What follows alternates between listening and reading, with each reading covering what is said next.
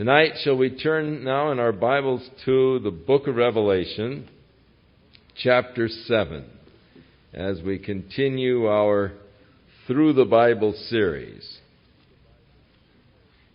In chapter 4 of the book of Revelation, we were taken into the heavenly scene where John beholds the throne of God, the cherubim about the throne as they worship God, the 24 elders as they respond to that worship.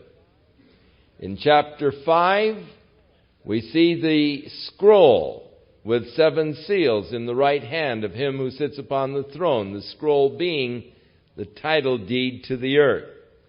An angel proclaiming who is worthy to take the scroll and loose the seals. And we recognize that no man is worthy, no man can redeem the earth.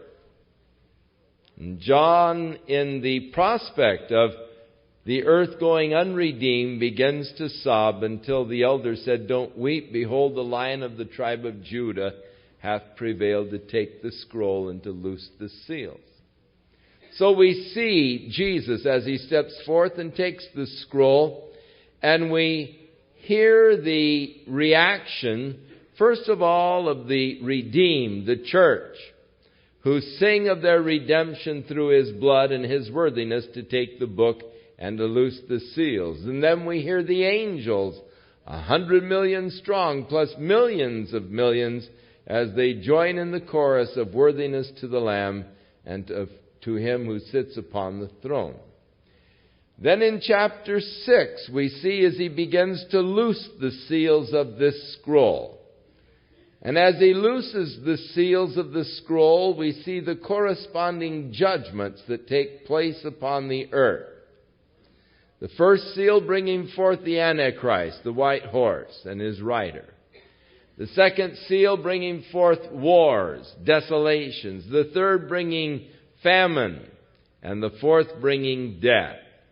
And we see that in the first 4 seals, the 4 horsemen of the apocalypse, as they are often called, 1/4 of the earth's population being destroyed.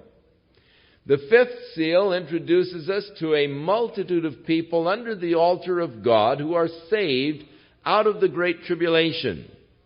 They are asking God how long before God avenges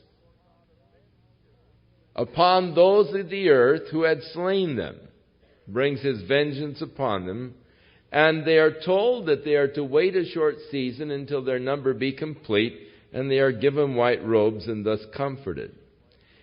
In the 6th seal, we find a catastrophic kind of judgment upon the earth, described in the book of Joel, described in Isaiah, described by Jesus, as they talk about the stars falling from heaven, the islands being moved, the surface of the earth being changed in a geographical sense as this great cataclysm takes place.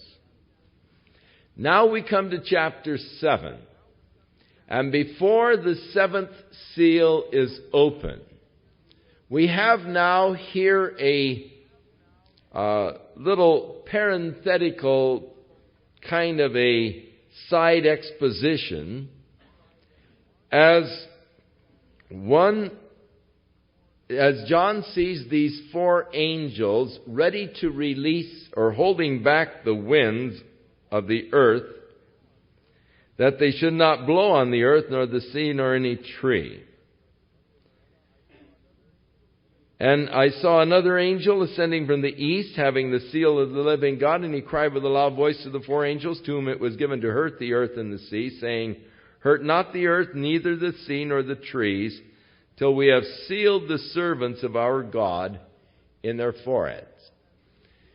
Now we know that during the Great Tribulation, or during the 7-year period, of which 3.5 years would be designated Great Tribulation, that during the first 3.5 years of this period, when the Antichrist is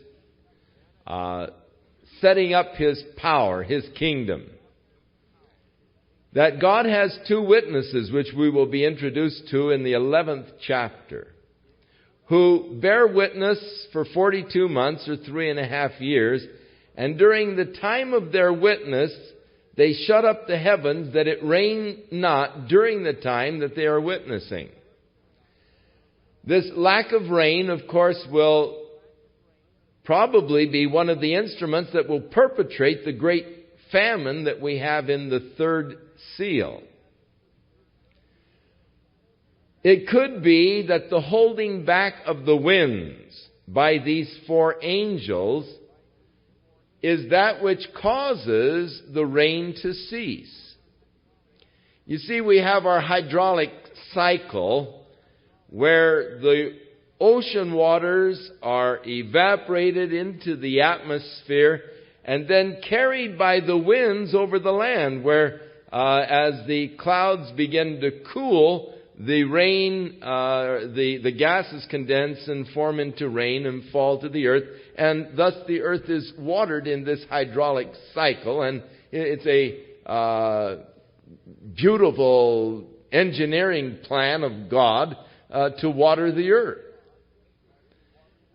But if the winds were held back, then the water that would evaporate into the atmosphere would not be carried over the earth and would probably start being sustained within the atmosphere itself,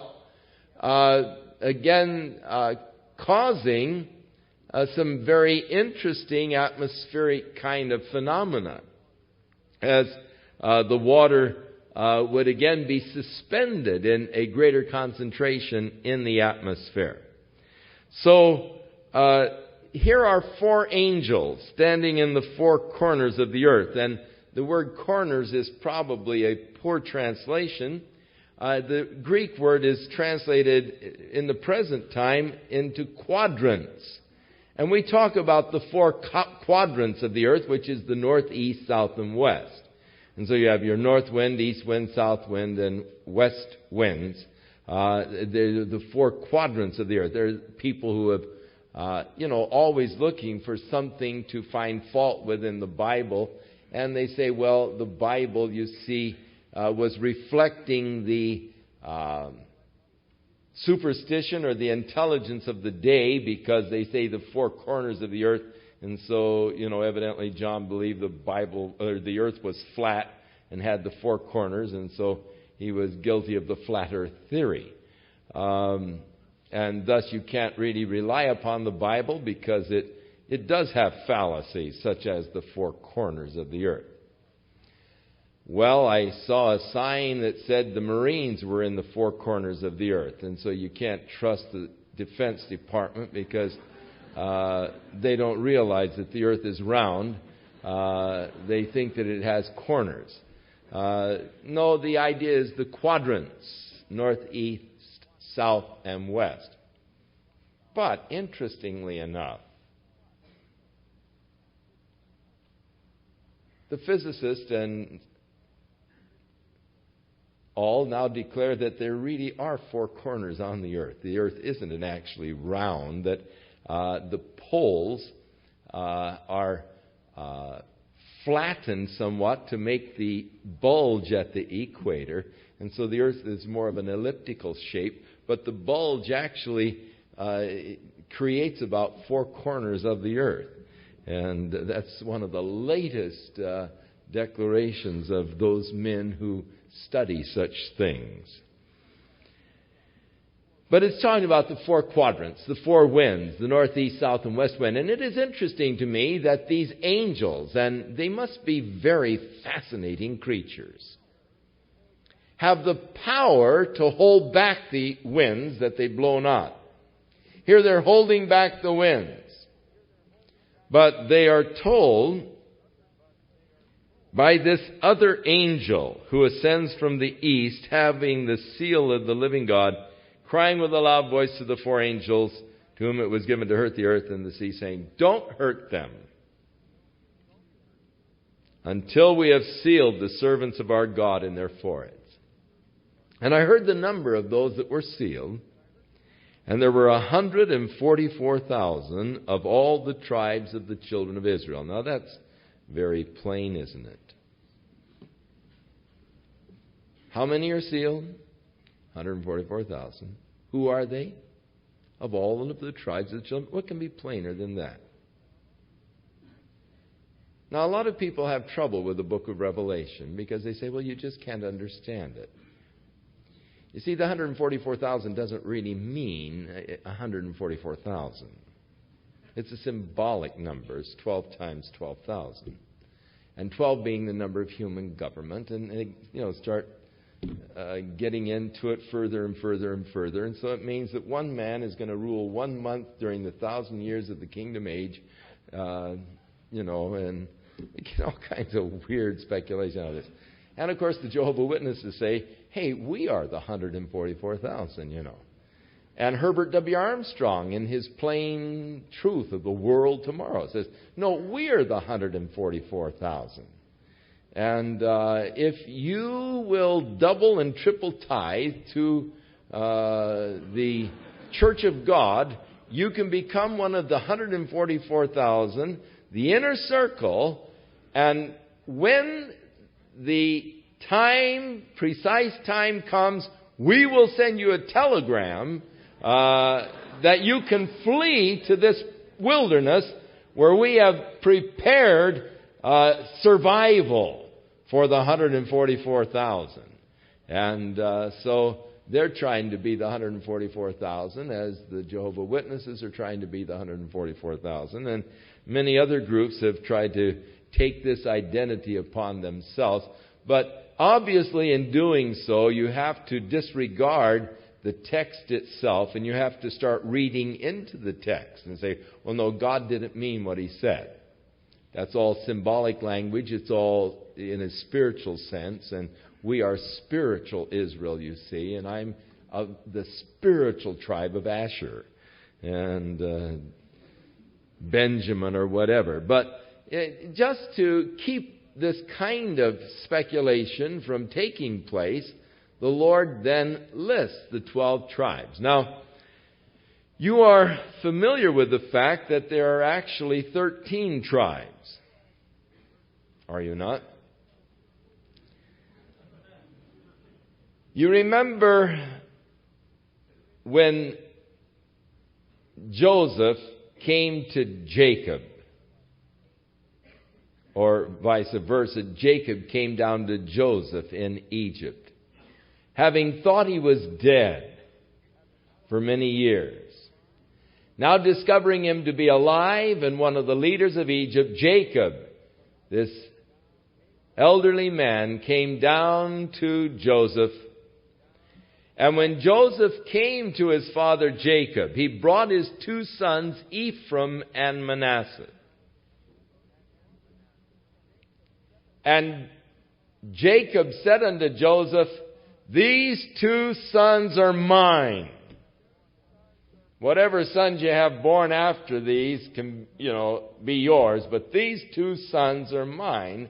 And he claimed the 2 sons of Joseph, Ephraim and Manasseh.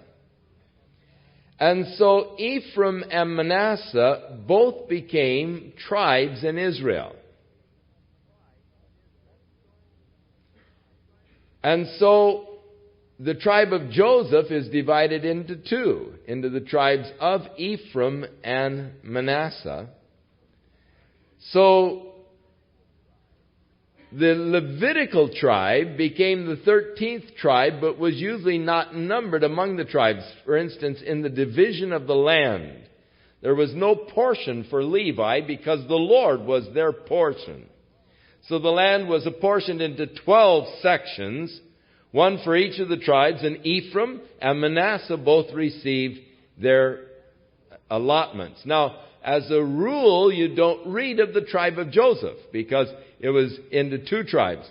Here we find the tribe of Joseph and the tribe of Manasseh. So when it refers to the tribe of Joseph, no doubt it is the tribe of Ephraim because Manasseh is also listed as being sealed, the 12,000 here in the 7th chapter. And so the interesting thing is that the tribe of Levi is also listed here, but the tribe of Dan is thus omitted. Dan was the first of the tribes to go into idolatry. If you go to the Tell of Dan in northern Israel today, they have excavated quite a large area of pagan worship, as the tribe of Dan was the leader in idolatry, the first tribe to go into idolatry. And it could be that is the reason why God has not sealed them from some of the things that are going to transpire during the Great Tribulation period. You find, as we move along in the book, that the 144,000 who are sealed are protected divinely by God from many of the judgments which are going to come upon the earth. So, 12,000 of each tribe, the tribe of Judah being listed first, because Reuben lost his birthright because of his going into his father's concubine.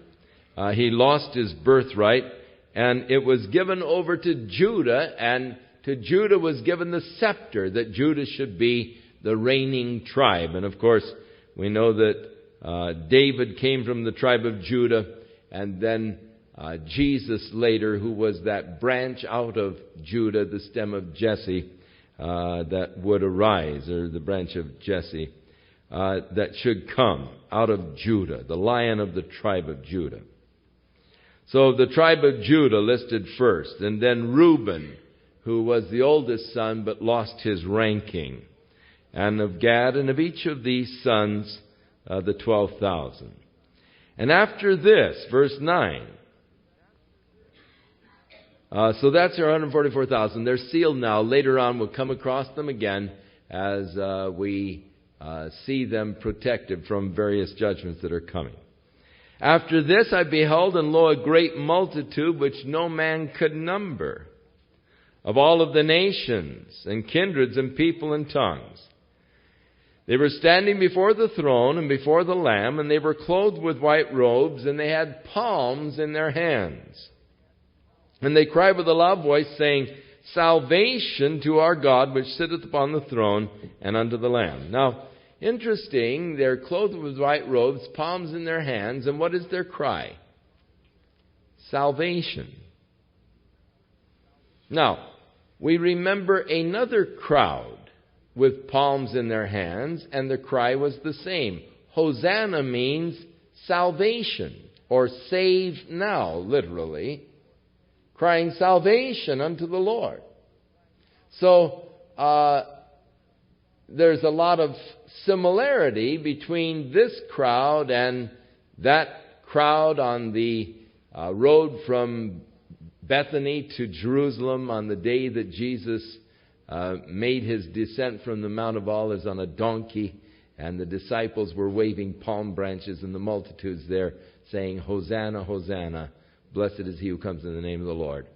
Save, or salvation, salvation, blessed is he who comes in the name of the Lord. So here is the crowd now in heaven, a great number of them. However, these are from all over the world, from all of the various races, ethnic groups. Their cry is the same, salvation to our God, which sits upon the throne, and unto the Lamb. And all of the angels stood round about the throne, and about the elders, and the four living creatures of the cherubim, and they fell before the throne on their faces, and worshipped God, saying, So be it. Blessing and glory and wisdom and thanksgiving and honor and power and might be unto our God forever and ever. Amen. Now, when the church sings its song of redemption, verse 9 of chapter 5, they sang the new song saying, Thou art worthy. The angels respond to that song in worship, saying, Worthy is the Lamb that was slain to receive the power and riches and wisdom and strength and honor and glory and blessing. hear the same things with a couple of differences. To the church's song, they refer to riches, for interestingly enough, the Lord considers us as His treasure. Paul prayed for the Ephesians that they might receive a spirit of wisdom and understanding, that they might know what is His riches in the saints, or you might know how much God values you. You remember the parable of Jesus concerning the kingdom of heaven was likened to a man going through the field and discovering a treasure, and who for the joy thereof went out and sold everything so he could buy the field and have the treasure. Now the field, Jesus said, is the world. And He was the one that gave everything. He gave His life to purchase the world in order that He might obtain the treasure. So if you only knew, Paul said, how highly the Lord treasures or values you. And Peter writing says, we are His peculiar treasure. Well, it's peculiar to me that God would, take such value in me. That God would treasure me. But we are His inheritance. So, riches, when the church declares its song, for we are His inheritance, His riches. When this group sings, thanksgiving is substituted for riches. And so that's the difference in the response to the two groups. As the angels respond to this second group, the response is not of riches, but of thanksgiving.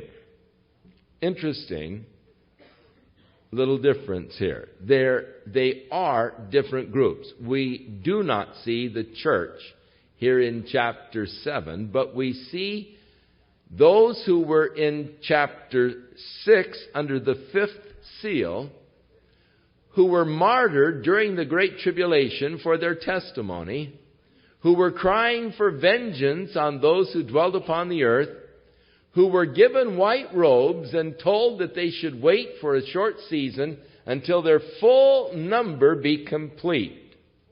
They were saying, how long, O Lord, holy and true, before we can enter into the heavenly scene? The Lord gave them white robes and said, wait until your full number is complete, and then you can come in. Now we see their number completed. We see them entering into the heavenly scene. And this is really taking us on out to the end. And so in chapter 7, as we have this little vignette, it's one that now takes us out and shows us the whole picture. And then we'll, of course, come back to the seals again when we get to chapter 8. So this is just a little side view and a side journey and a view of this little segment here on out to the end. So, the angels respond to their song of salvation, worshiping God and ascribing to God the blessing and the glory and the wisdom and thanksgiving and honor and power and might unto our God forever and ever, so be it. Now one of the elders asked John a rhetorical question, saying, what are these which are arrayed in white robes, and where did they come from? Who are they, John? Where did they come from? And it was a rhetorical type of a question that was designed to open the door for an answer. It wasn't really looking to John for an answer, but it was just designed to open the door to give the answer to John. And I said unto him, John said, Sir, Kurios, often translated Lord, thou knowest. And he said unto me, these are they which came out of the great tribulation, and have washed their robes and made them white in the blood of the Lamb. Therefore, they are before the throne of God, and serve him day and night in his temple. And he that sitteth on the throne shall dwell among them. Now we find that ultimately these are to receive all of the rights and the privileges of God's redeemed people, the church. At the present time, they were not allowed to come into the scene in chapter 6, the fifth seal. Now that they come in a serving capacity, serving him in his temple day and night. Whereas the church is reigning with him, and the promise to the church is that they would reign with him. Unto him who loved us and purchased us with his blood. And we shall reign with him. These are serving him there in the temple of God.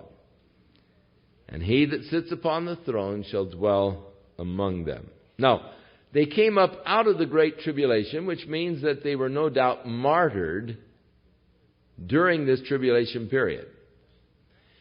And we will read where when the Antichrist takes over, he's going to bring in a new economic system which requires everyone receiving a mark and no one being able to buy or sell without that mark. However, anyone who takes the mark will be consigned to a hopeless eternal future.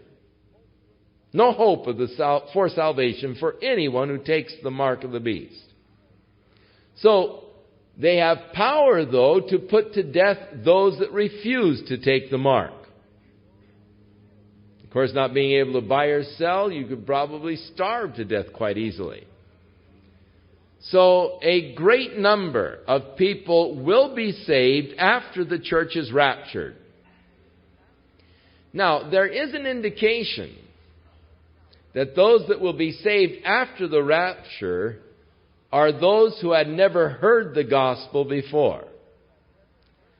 That indication comes from Paul in writing to the Thessalonians, his second epistle, talking about the coming of the Antichrist. He declared that because they did not want to believe the truth, God gave them over to deception that they would believe the lie. So those who have consciously and willingly rejected the truth that is in Jesus Christ, when the Antichrist comes, will bring a strong delusion, and God will allow them to be deluded because they did not want to keep the truth. But there are perhaps 2 billion people on the earth today who have never heard the message of salvation through Jesus Christ. During this period of time, the message of salvation will be declared by the 144,000 that have been sealed. It will also be declared by angels flying through the midst of heaven. And among the 2 billion people who have never heard the saving grace of God through Jesus Christ, there will be many who will receive the witness and the message of the 144,000 and of the angels and will be saved, martyred, and brought into the heavenly scene. A great number that no man could count, we are told. From all over the world, from all of the nations, kindreds and peoples and tongues. So, an interesting group in heaven. John did not recognize them. Had they been the church and the elders said, "Who are these? Where did they come from?" John would say, "Well, that's the church, you know. I know them. I'm a part of that group." But he did not recognize them because they are a saved multitude that are not the church. And thus, to John, it is a mystery. But the mystery is explained by the elder. They came up out of the Great Tribulation. They were martyred, and during the Great Tribulation period, washed their robes and made them white in the blood of the Lamb. Now, they shall hunger no more, neither thirst any more. As we proceed on into the further judgments of God that are going to come upon the earth, we find that the fresh water supplies are going to be polluted. So that men will have a real scarcity of water. Not only, of course, if it doesn't rain for 3.5 years, that's going to deplete the water. Also, imagine what would happen even here in Southern California if there were 3 years without water. It wouldn't take long to use up our supplies.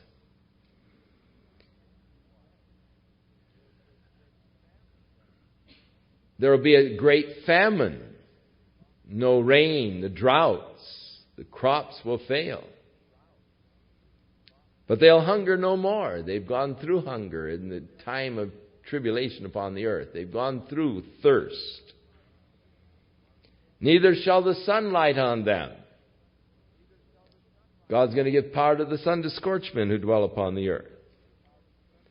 For the Lamb which is in the midst of the throne shall feed them and shall lead them unto the living fountains of waters, and God shall wipe away all tears from their eyes.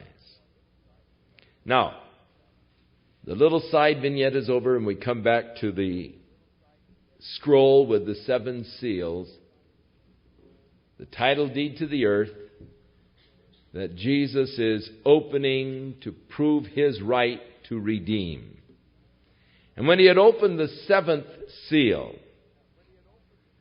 there was silence in heaven about the space of a half an hour.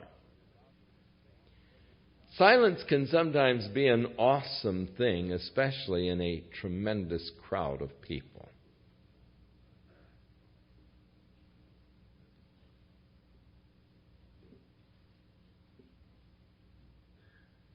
You see what silence for 15 seconds does. It seems like it expanded, quiet, and it's sort of an awesome thing. And they're in heaven, vast multitudes. We've been singing, we've been worshiping, we've been seeing all of the activity that is there. Suddenly there is silence when this 7th seal is opened. Sort of an awesome time. Now, out of the 7th seal, there will proceed now 7 trumpet judgments. In these pyrotechnic displays during the 4th of July, you've seen these skyrockets that burst open. Big flash.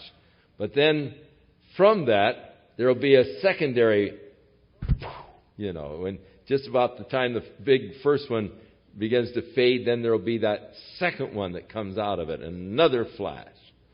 And that's about what we have here. The 7th seal is open, and poof, here comes the second series of 7 judgments.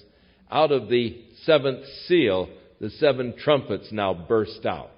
When you get to the 7th trumpet, then the 7 vials of God's wrath, which complete the plagues, will be bursting out and coming forth.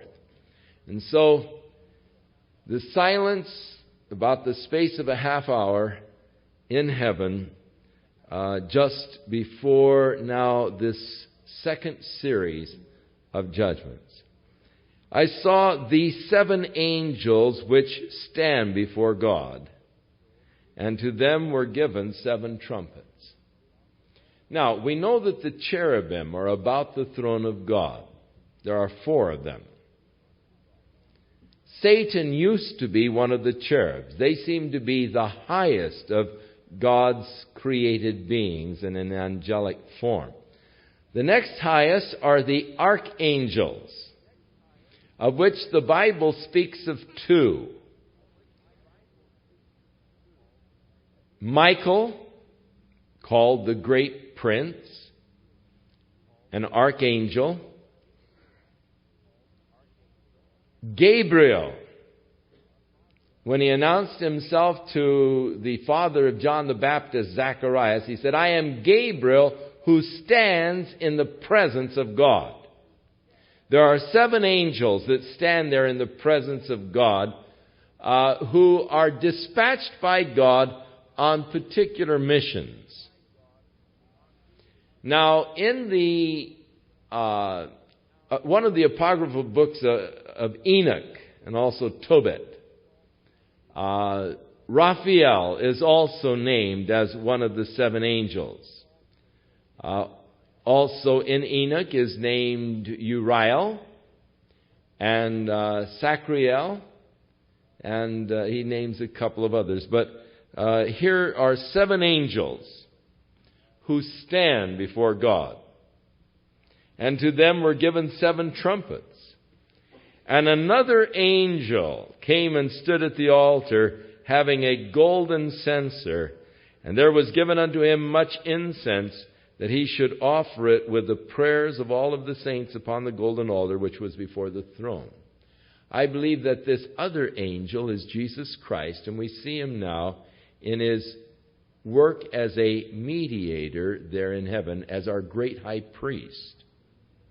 Now you remember on earth, the high priest would go in and offer before the Lord the sacrifices for the people. And within the temple daily, the priest would go in and would take these little incense burners with the coals from the altar and offer them.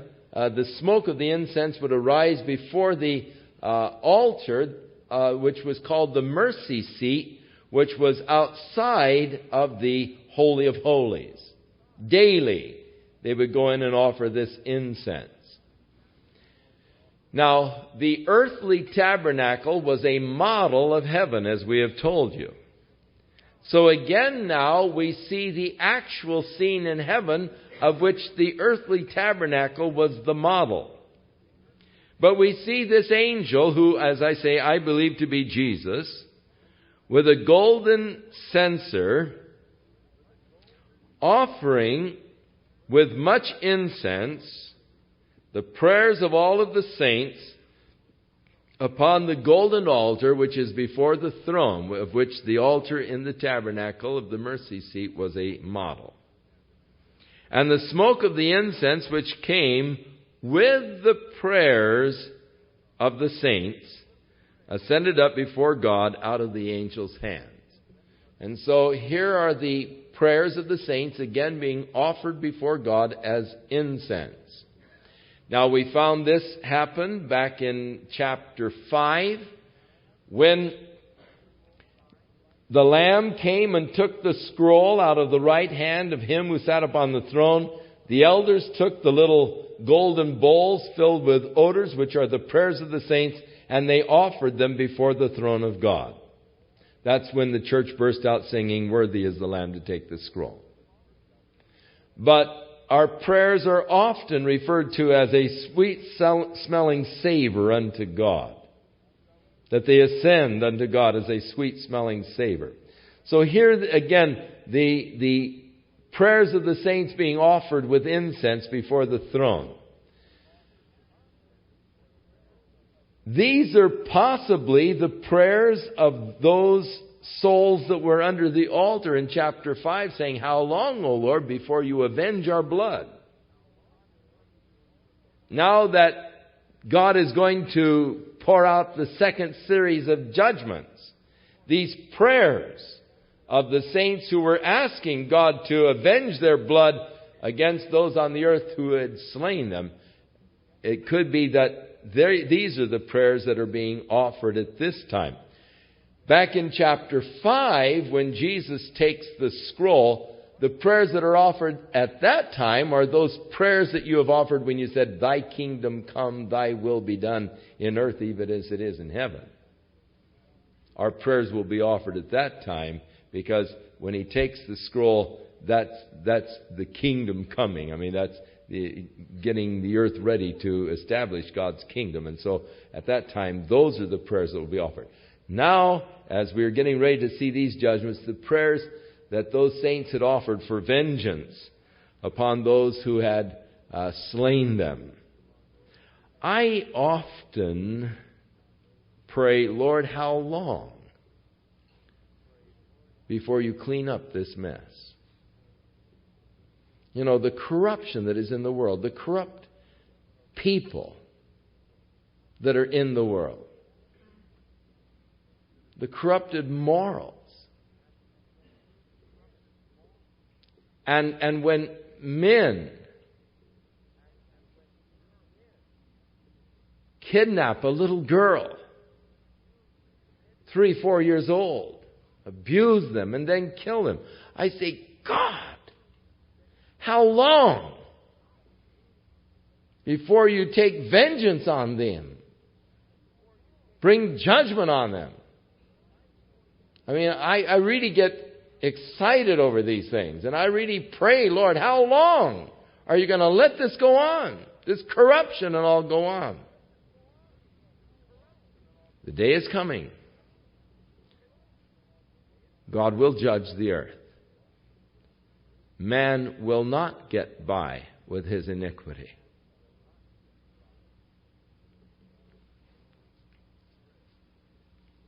And so the prayers of the saints upon the golden altar before the throne, and the smoke of the incense which came in with the prayers of the saints ascended up before God out of the angel's hand.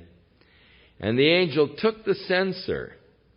He filled it with fire from the altar and cast it into the earth. And there were voices and thunderings and lightnings and an earthquake. And the 7 angels which had the 7 trumpets prepared themselves to sound.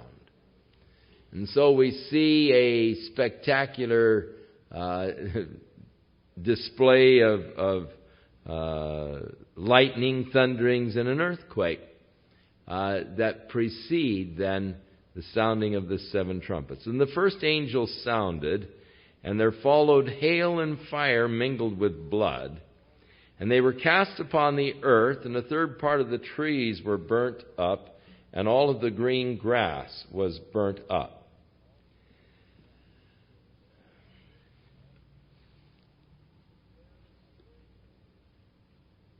There is in our solar system an asteroid belt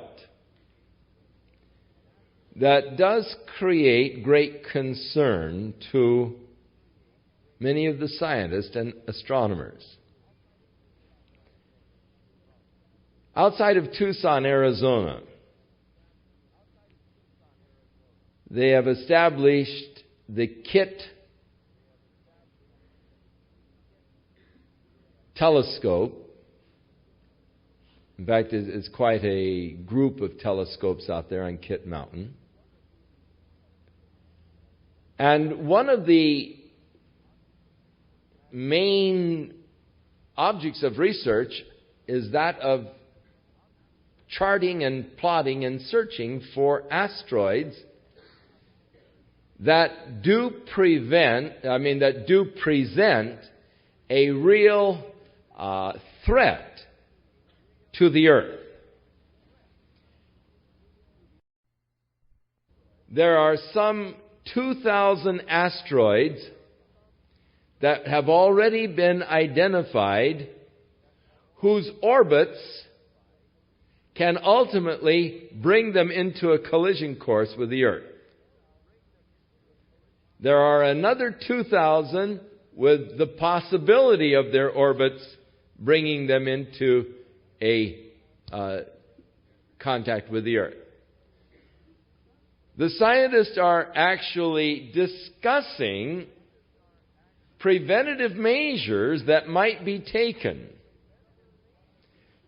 should we discover one of these trajectories of the asteroids to be an immediate threat, say within the next year or so, to send somehow a space shuttle out there to try to somehow redirect the asteroid away from a collision with the Earth, because an asteroid of 1 kilometer impacting the Earth would do more physical damage than an all-out nuclear warfare.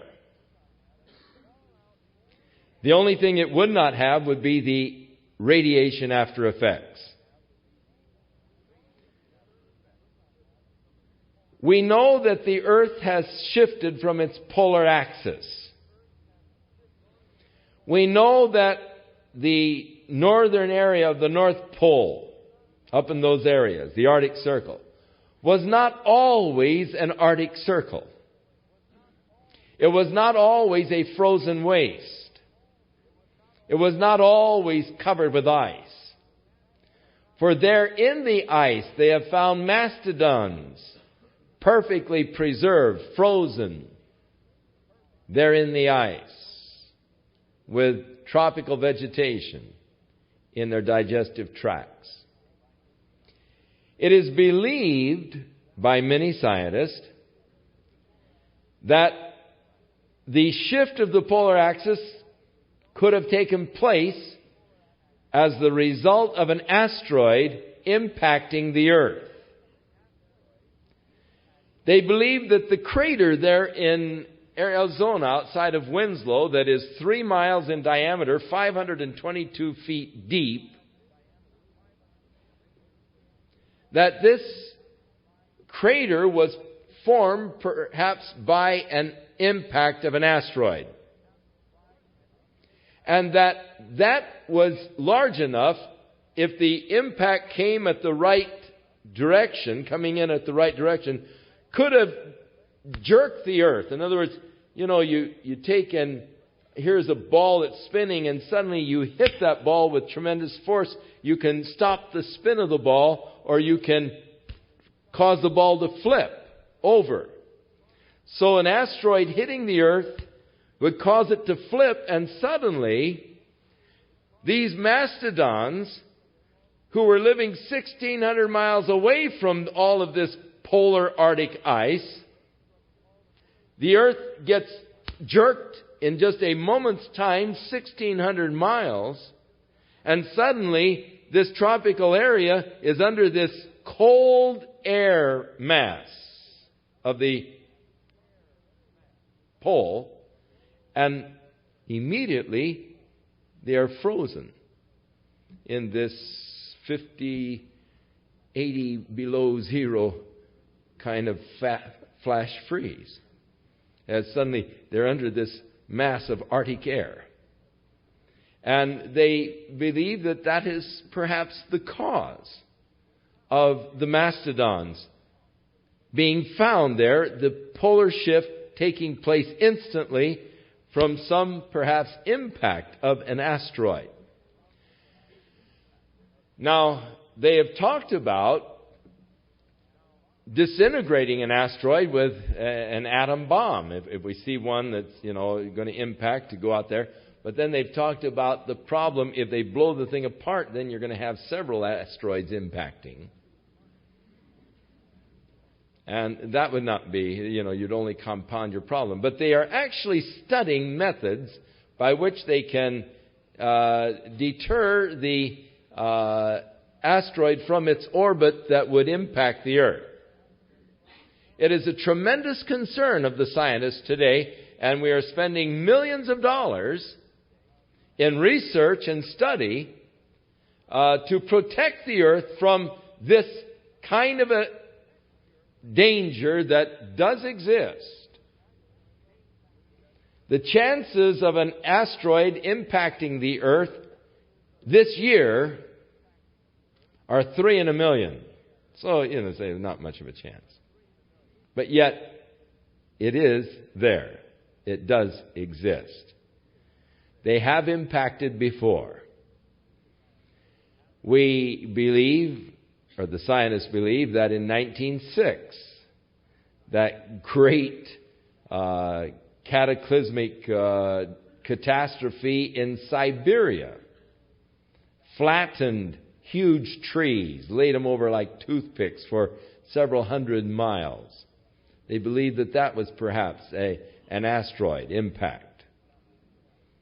And so it is a thing that is a threat and a concern. Now, it could be that in studying these phenomena that are taking place in these trumpet judgments, these things could take place as the result of asteroid impacts. You see, the last asteroid that came close to impacting to the Earth was back in 1937. We almost had a calamity then. The asteroid came within 500,000 miles of the Earth. And, of course, we were monitoring the thing, and we didn't know. At that time, we weren't able, with computers, to plot the trajectory enough to know whether or not it was going to impact. But a lot of people thought it was going to impact back in 1937. That was the last close encounter that we had with an asteroid of any size. Of course, we find meteorites, 1,800 per second coming into our atmosphere somewhere around the Earth. I mean, that's quite common. Now, this year, Halley's Comet is returning. Behind Halley's Comet is that tail that is just a bunch of what they call space garbage, debris. But meteorites, and every August we have a beautiful heavenly display, usually around the 20th, 21st of August or so, when we pass through the debris of the tail of Halley's Comet left by its last orbit around this direction. And this junk that is there in space, we every year pass through the orbit, and when the Earth orbits around the sun, when we get to that point where all that junk is, we see the what we call the falling stars, or those showers. And many nights I have stayed out and watched the shower, and it's really an exciting experience.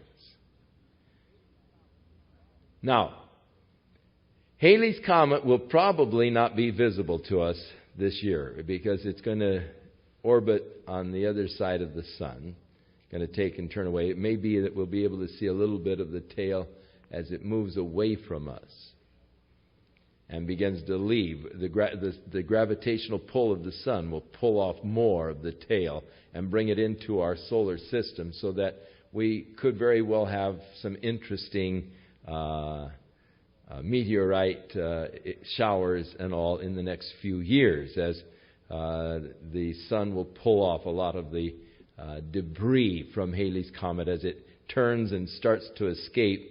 Not all of the tail will escape. A lot of the debris will be pulled by the gravitational strength of the sun. But this strong asteroid belt is out near the planet Jupiter.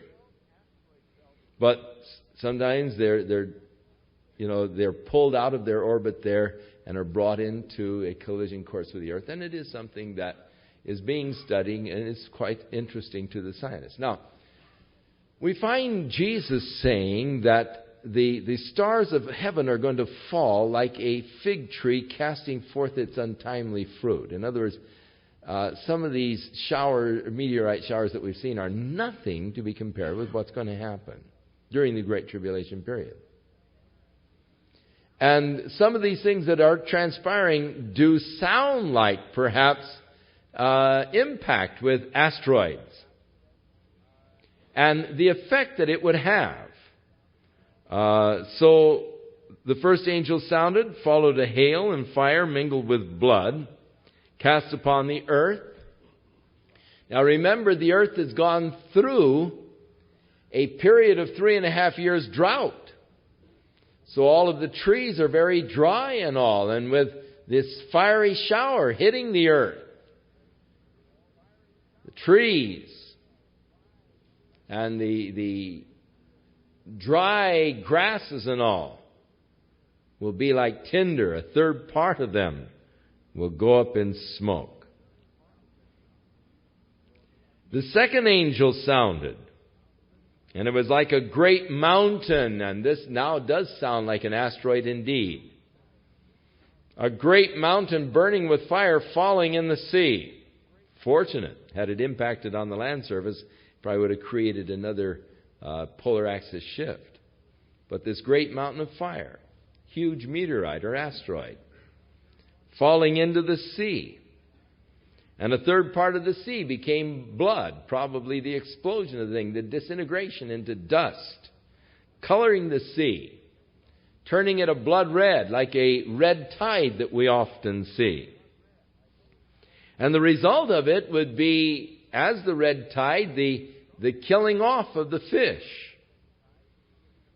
And so a third part of the creatures which are in the sea that had life died. And a third part of the ships were destroyed. The ships were probably destroyed by a tidal wave that would be created by such a impact. And so if you had the sea probably being the Mediterranean Sea, so if you had your yacht parked or docked in the Mediterranean somewhere, you'd probably lose the thing. A third part of them will be destroyed by this second trumpet judgment.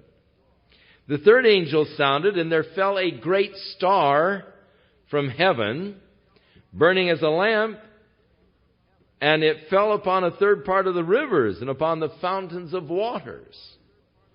And the name of the star is wormwood. The word is also translated hemlock. It's a bitter, poisonous substance. And a third part of the waters became wormwood or poisonous, and many men died of the waters because they were made bitter, poisonous, as the result of this third star. Or the star falling from heaven, the third trumpet. Now the fourth angel sounded, and a third part of the sun was smitten, and a third part of the moon, and a third part of the stars. So as the third part of them was darkened, and the day shone not for a third part of it, and the night likewise. So it is quite possible that in this, if it is indeed a meteorite shower, and when these meteorites come into our atmosphere and disintegrate, they turn into dust.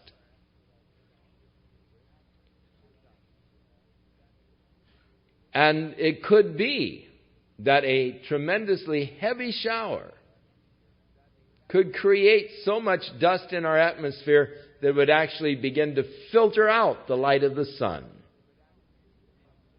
Even as when Mount St. Helens erupted and it became dark at noon in several of the cities in Washington around Mount St. Helens, as that thing disintegrated into dust and really darken the skies.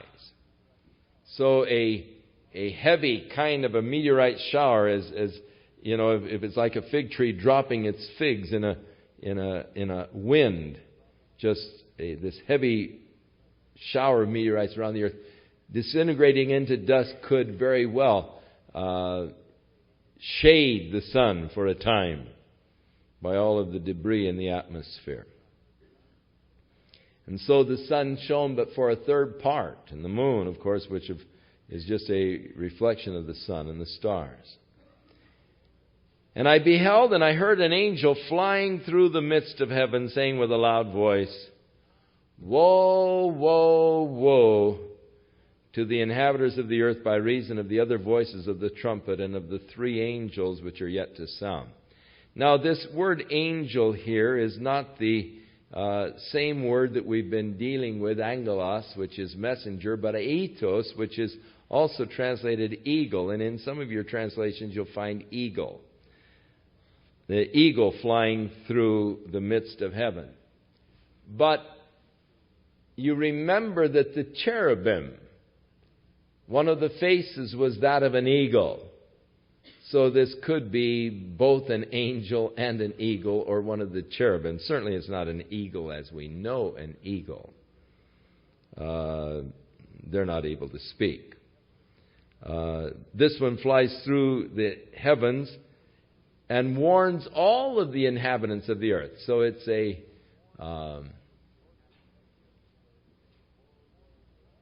orbiting the earth, no doubt, saying, "Woe, woe, woe to the inhabitants of the earth by the reason of the other voices of the trumpet of the three angels which are yet to sound." In other words, you haven't seen anything yet. 4 angels have sounded, and we've had some pretty cataclysmic effects, but hey, what's to come is even worse. Woe, woe, woe to the inhabitants of the earth. Now, I had a parrot once that I trained to say, "Woe, woe, woe."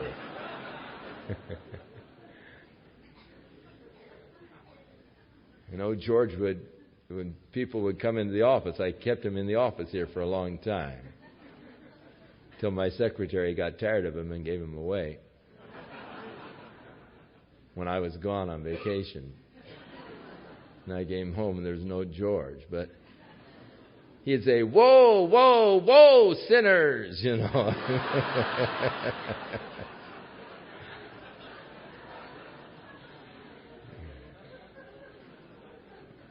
He was a nice bird.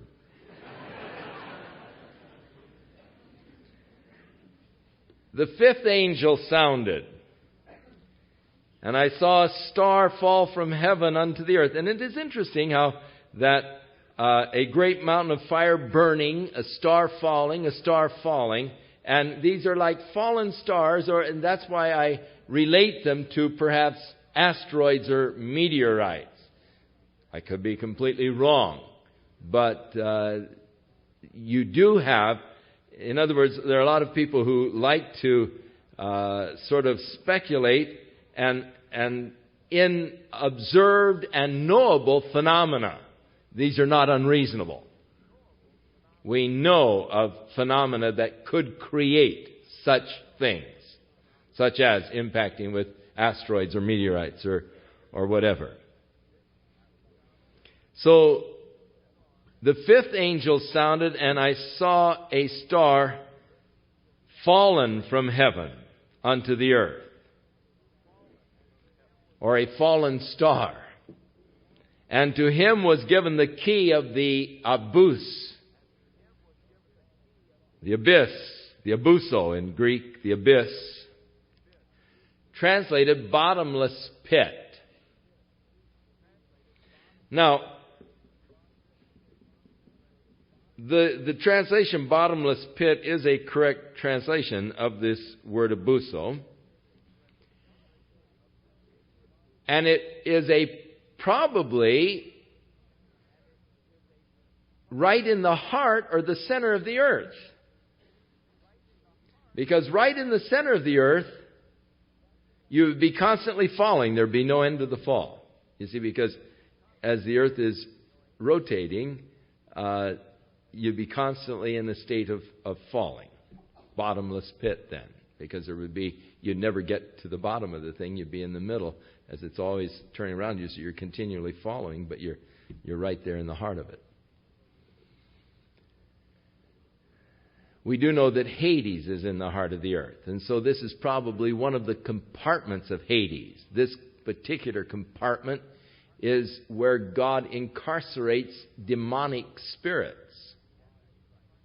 It's where the Antichrist has been incarcerated. It is where Satan shall be incarcerated for 1,000 years. It is where demons are presently incarcerated but are going to be released upon the earth during this period of time. It is a place where the demons will later on be incarcerated. When Jesus came to Gadara and there was that man who was filled with devils, demons, and Jesus said, "What is your name?" And they said, "Legion," because there were many. And they said, "Don't send us to the abuso, to the pit before our time. Let us be free for a while longer." Now they knew that their time was coming when they would be consigned to the abuso, the place, a compartment in Hades, as there is another compartment called Tartarus. A compartment in Hades. This one for fallen angels or fallen spirits, demonic spirits, whereas Hades itself is for the rebellious man. And so he sees the fallen star from heaven, who no doubt is Satan. He has the key to the abuso. And he opened the abuso, the bottomless pit. And there arose a smoke out of the pit as the smoke of a great furnace, and the sun and the air were darkened by reason of the smoke of the pit. And so somewhere upon the earth there is probably a fissure of some kind that goes down to the heart of the earth that shall be opened. And as it is, like a furnace, this smoke is going to ascend from the heart of the earth, darkening the skies, as the skies were darkened after the eruption of Krakatoa and after the eruption of Mount St. Helens, Krakatoa. And there came out of the smoke creatures, demonic creatures. They, as John sees them, because they swarm in great clouds, they are like locusts, in that they cover the skies, and the skies become dark. And, of course, in that part of the world, they have plagues of locusts that actually so many millions of them that it turns the skies dark as they invade an area. And so these are like a locust plague. And to them was given power as scorpions of the earth have power. And they were commanded that they should not hurt the grass of the earth. And of course that's the natural food of the locust. Neither any green thing, neither any tree, the general diet of the locust, but only those men which have not the seal of God in their foreheads. So at this point, God is going to start separating those that have His seal in their foreheads from those who do not. Even as God made a separation in the plagues in Egypt. And there was darkness in Egypt, but in Israel there was not darkness. Frogs in Egypt, but among the camp of the Israelites there weren't frogs. Frogs in their beds, frogs in their kneading troughs and so forth. They would knead their dough, and frogs, just everywhere frogs, except in the area of Israel. God made a separation, a difference, so He will again. And to them was given that they should not kill the people, but that they should be tormented for 5 months. And their torment was as the torment of a scorpion when it strikes a man. Over there in the Middle East, and of course upon the earth there are several varieties of scorpions. But there in the Middle East, the scorpion that is over there has a sting which is purported to be the worst pain of any sting possible. And these locusts have power to inflict this kind of a stinging torment like scorpions for a period of 5 months. And in those days shall men seek death. The torment being so fierce, men will seek death and shall not find it. Shall desire to die, and death shall flee from them. So an interesting period when death takes a holiday for 5 months. Now, death is an interesting phenomenon. It's something we don't fully understand, all of the real mechanics of it. What does happen when the spirit of man leaves his body? We say, well, it's death. They have the EEG probes all connected, and they watch the little monitor, and they watch the brainwave activity as it flutters there on the monitor and shows across the screen. But then when the line goes flat, they'll monitor it usually for 24 hours, and then they'll pull the plug. And when the oxygen is no longer being provided, if there is any life at all, the brain will start searching for oxygen, and you'll see a little flutter on the screen again, so they plug it back in. But if there's no flutter, the line stays flat. They say, well, he's dead. Spirit's gone. Soul is gone. Consciousness is gone. He's dead.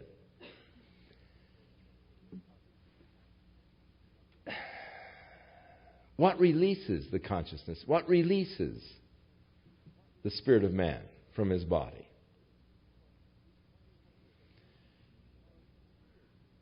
We see people who can live for years in comas.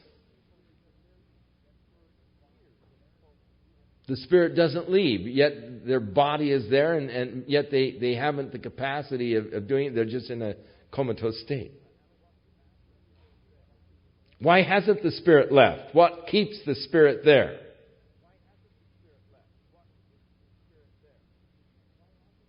We don't really know for sure. Jesus on the cross dismissed his spirit. He said, no man takes my life from me. I give my life. I have the power to give it, and I have the power to lay it down, and I have the power to take it up again. No man takes my life from me. And on the cross, it said he bowed his head and dismissed his spirit. Gave up his spirit. He just bowed his head and said, okay, you can go. Now, he had the power to do that. There will come a time when your spirit will refuse to leave your body. And this could be one of the most awesome, horrible periods of history.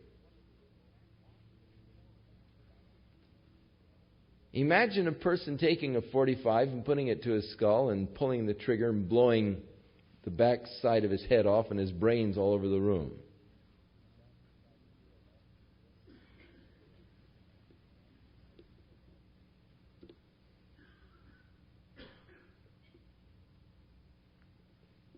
And yet he not dying. The spirit not leaving. And he goes around with this hole in his head.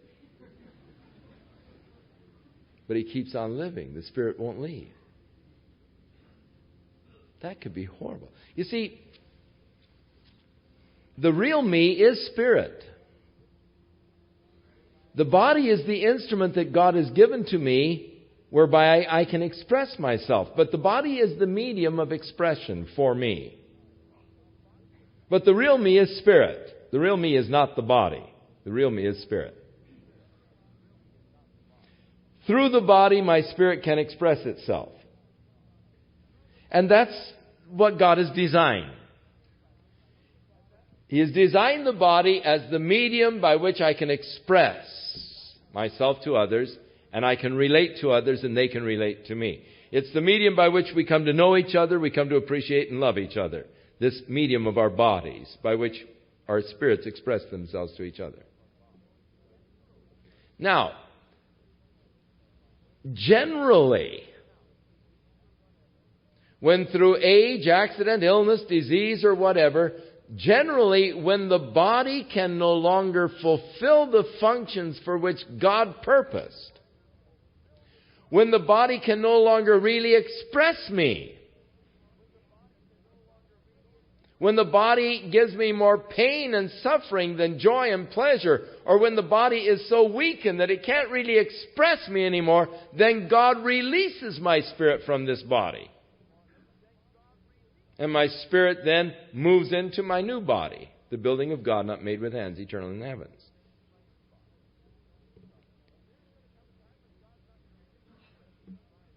But here's going to come a time when God's not going to release spirits for 5 months.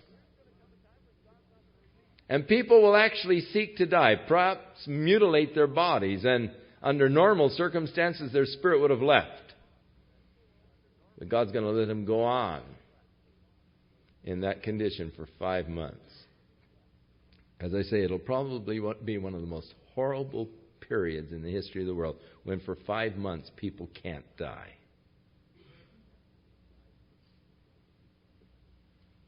Death is a blessing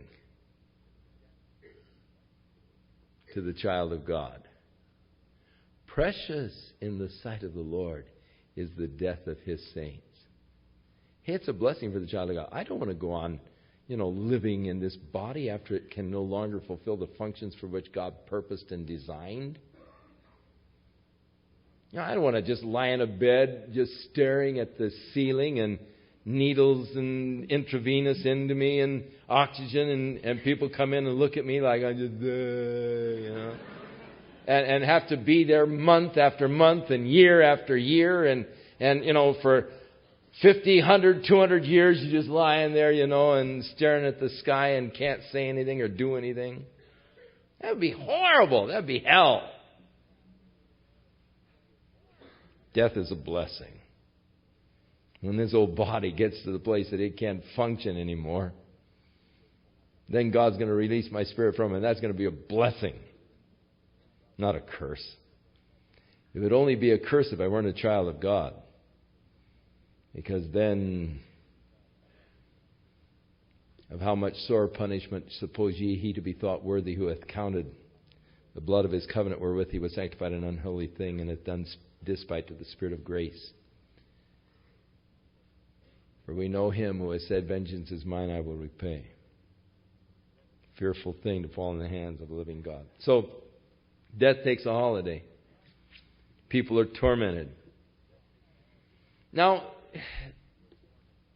John is taken by the Spirit to a day in the future in which he sees things that he does not understand. He can only describe them in the language that he knows. Imagine a prophet being taken, say, into the midst of a battle in World War II. A prophet, say, in John's day, taken by the Spirit, out into the future, dropped into the middle of a battle in World War II. He sees tanks and artillery, and he sees the plane jets coming in, dropping their bombs and all. How in the world would you describe that? When you don't know what a plane is, when you don't know what a tank is, when you don't know what ammunition is or explosives are, and how would you describe what you were seeing? You'd be limited to your vocabulary and the language of your day and the things that you saw. So John now does his best to describe what he is seeing. But, if you're looking at demonic beings, again, you're going to have to use language that is representative, but it falls short of a full and complete description. So he tries to describe them somewhat. The shapes of the locusts were like horses that are prepared to battle. And on their heads it was like crowns of gold. And their faces were like the faces of men. And they had hair like the hair of women. Sounds like some hippies, doesn't it? And their teeth were as the teeth of lions. And they had breastplates, as they were breastplates of iron. And the sound of their wings was like the sound of chariots of many horses running to battle. Hey, you're doing pretty good, John. If you were trying to describe a dive bomber coming in, and the roar from the wings and all, like many chariots running into battle and all. Who knows what he is actually seeing, He describes as he can with the language that's available to him. And they had tails like unto scorpions. There were stings in their tails. They had power to hurt men for 5 months. And they had a king over them, which is the angel of the bottomless pit, or this fallen star. And his name in the Hebrew is Abaddon. But in the Greek, it's Apollyon. And the words mean destroyer. So another name for Satan, the destroyer. And oh, what a destroyer he is. Look at this world. Look at men who have been destroyed by the power of Satan. Woe, woe, woe to the inhabitants of the earth. Hey, one now is past. But there are two more to come. The sixth angel sounded, and I heard a voice from the four horns of the golden altar which is before God, this altar of which the mercy seat was a model. And they said to the sixth angel which had the trumpet, Loose the four angels which are bound in the great river Euphrates. And the four angels were loosed, which were prepared for an hour and a day and a month and a year to slay a third part of men.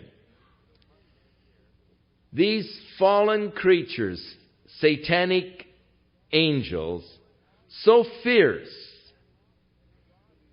so awesomely fierce, that God has kept them incarcerated during these 6 millennia of man's history.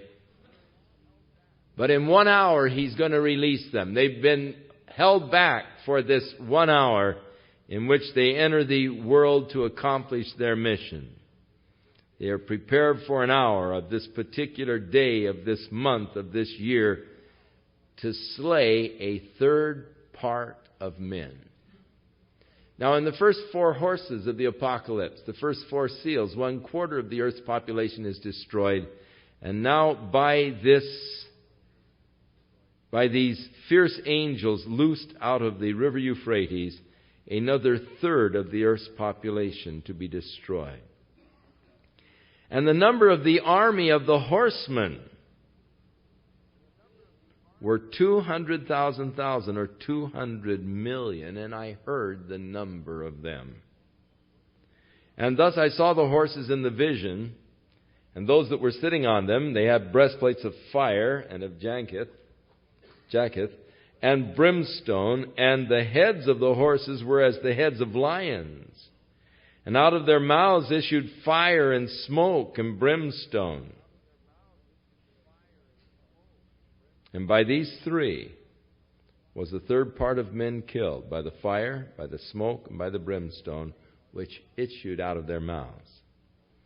And their power is in their mouth and in their tails, for their tails were like serpents, and they had heads, and with them they do hurt. And the rest of the men which were not killed by these plagues, yet repented not of the works of their hands, that they should not worship devils and idols of gold and silver and brass and stone and of wood, which can neither see nor hear nor walk. Neither repented they of their murders, nor of their sorceries, nor of their fornication, nor of their thefts. And so, the judgments of God do not really bring men to repentance. Man hardens his heart against the judgments of God. Paul said, don't you realize it's the goodness of God that brings a man to repentance? That is why I seek in my messages to preach of the goodness of God and emphasize the grace of God. It's the goodness of God that brings man to repentance. I do talk about the judgments of God that are going to come, because I would be derelict in my responsibilities if I did not. Because that is a fact that must be faced. However, I do not like to make that an emphasis of my ministry, and I don't. Because the judgments of God are only going to harden the hearts of men, and they fail to repent of all of their evil which they do, even in the midst of this horrible period of judgment. They continue their worship of Satan and the representations in the idols.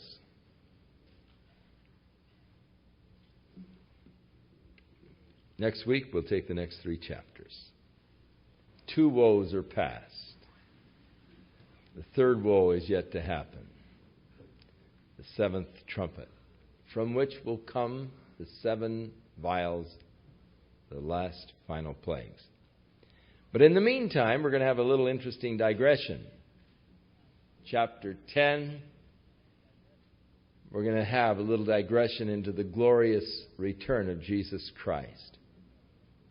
Chapter 11, we're going to be introduced to the two witnesses and to their ministries. Chapter 12, we'll be introduced to several different personages. The woman representing Israel, Satan, the great dragon, and the war between the woman and Satan. And so that's our menu for next Sunday night. May the Lord be with you and watch over and keep you in His love. May you experience the touch of God upon your life, His strength, His help, His guidance, His wisdom. Give the week over to the Lord. Acknowledge Him in all things, that He might direct your path in His way of righteousness as you live a life that is pleasing and accepting unto Him.